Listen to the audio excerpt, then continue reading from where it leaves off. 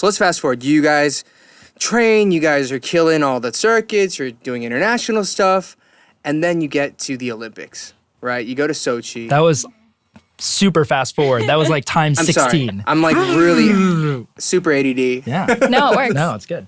What was that like, that entire process going to Sochi? What were your expectations, and like how did you come away from that experience? Going to the Olympics was my dream pretty much from the very beginning. I always thought that I'd be on the ice alone.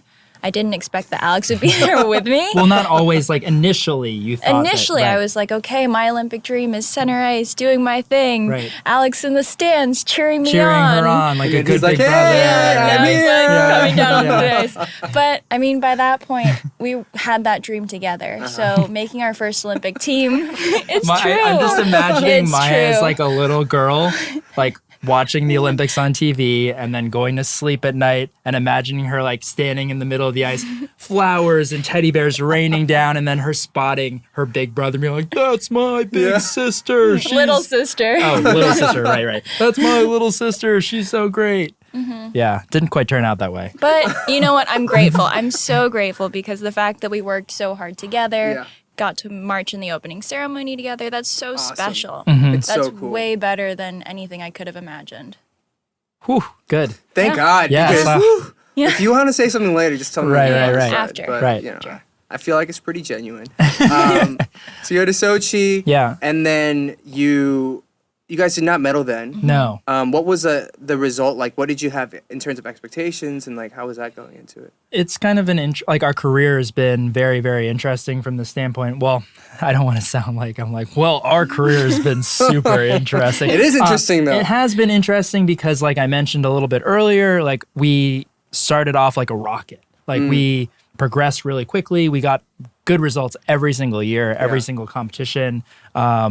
And that was awesome. And so at an early age, we never really experienced serious hardship because we were just continuing to progress at such a high rate. But I guess eventually you sort of hit that bump in the road. Not every journey is kind of like a straight shot up. And so we progressed from when we started skating in 2003, 2004 together to 2011. And then we were eventually, like at that point, we were on the Olympic level, the senior level, competing with these athletes and skaters who had been going to the Olympics. Right. And we were 17 and 16 and 19, and some of our competitors were in their 30s. Right. I should stop telling the story because Maya knows continue. all the ages no, better. it's fine. Yeah, but we were 16 and 19, and in our first world championships at that top level, we were on the podium. And that hadn't been done in like a long time because it's pretty rare for like new kids to just sort of jump in. Right. And so that sort of set an expectation level with 3 years to go before the What would be our first 2014 Olympics. Because Maya was too young to even be eligible to compete at the 2010. Olympics in 2010. Okay. But it sort of set an expectation at like a really high place for us where, you know, we were 16 and 19 and the Olympics were 3 years away. And we're like, oh, well, if we were in the top three at the world championships with all the best skaters, if we just continue to improve and keep getting the same results that we've experienced our entire career, then we could be on the podium at the Olympics in 2014.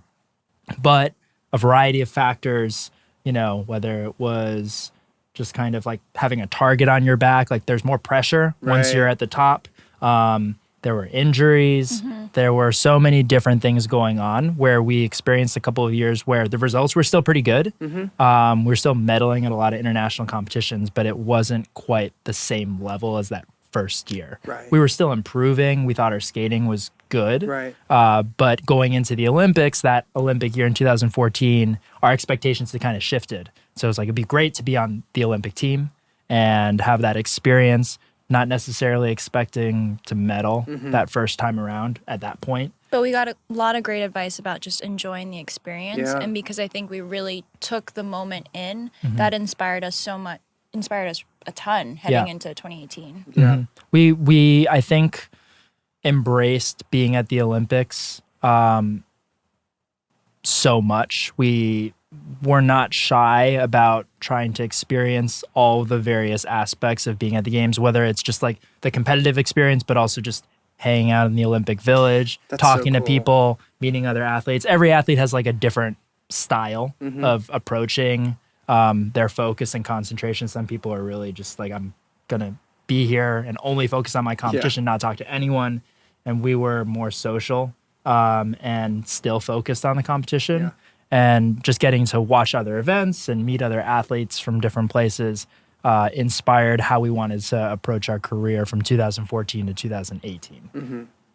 Hey guys, did you guys like that video? Then make sure you guys subscribe to Dive Studios YouTube channel and put your notifications on, because we got a lot more great content coming your way. Look at this video. See? Wow. And this is great too. Enjoy.